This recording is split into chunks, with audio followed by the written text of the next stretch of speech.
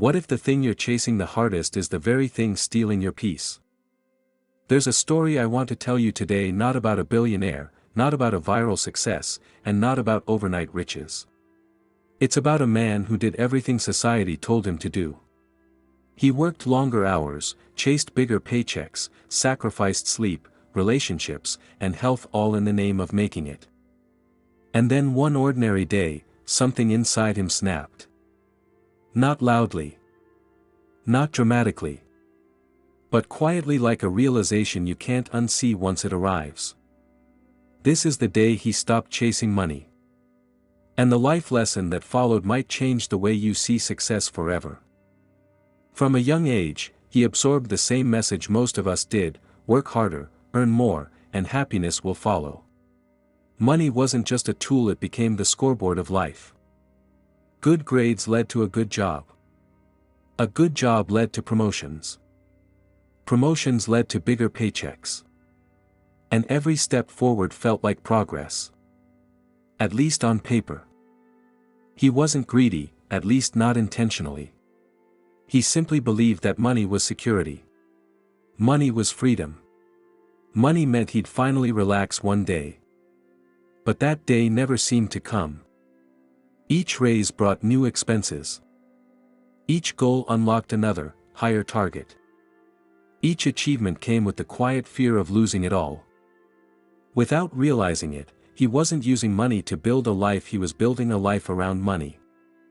The world applauded him. "Wow, you're such a hard worker. I wish I had your drive. You're really going places." What people didn't see were the 14-hour days, the skipped meals, the constant emails, and the weekends that never felt like weekends. Hustle culture told him rest was weakness. Sleep was optional.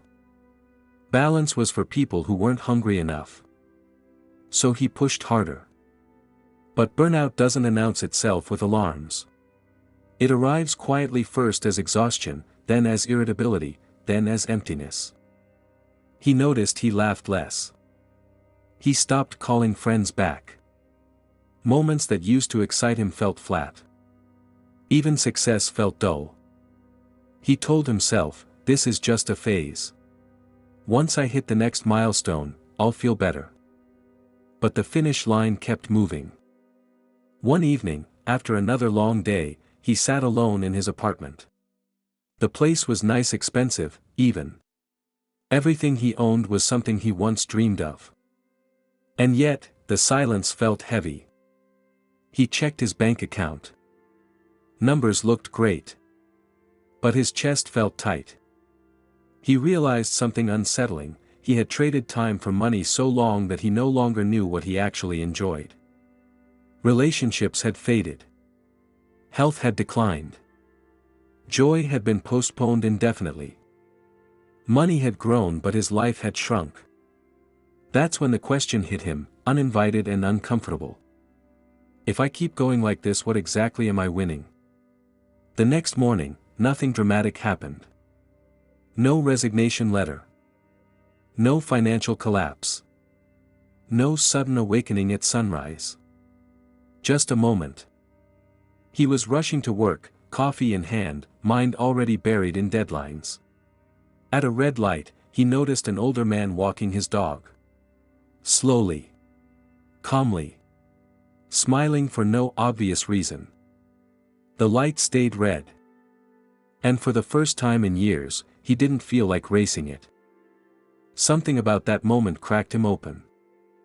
The older man didn't look rich. But he looked present. Grounded. At peace. And suddenly, the thought became impossible to ignore. What if success isn't about how much you earn but how you live? That day, he didn't quit his job. He didn't abandon ambition. But he made a decision that quietly changed everything. He stopped chasing money for one day. That single day felt strange. He didn't obsess over numbers. He didn't measure his worth by productivity. He didn't rush through conversations. He worked, but without the constant pressure to prove something. And something unexpected happened. He felt lighter. Not because his problems disappeared but because he wasn't carrying the invisible weight of never enough. That day taught him a powerful truth. Money is a terrible master, but a useful servant. The moment money stopped being the goal, clarity returned. With space came questions he'd avoided for years. What actually matters to me? What kind of life do I want, not just afford? Who am I without my job title? He started small. Morning walks. Real meals. Calling people he missed. He noticed that fulfillment came from contribution, not accumulation. Helping someone solve a problem. Teaching what he knew. Being present instead of impressive. Purpose didn't arrive as a lightning bolt, it revealed itself through alignment. When his actions matched his values, peace followed. And ironically, his work improved too. Here's the part nobody expects. When he stopped obsessing over money, opportunities didn't disappear, they multiplied. Why? Because purpose creates energy. Clarity improves decision-making.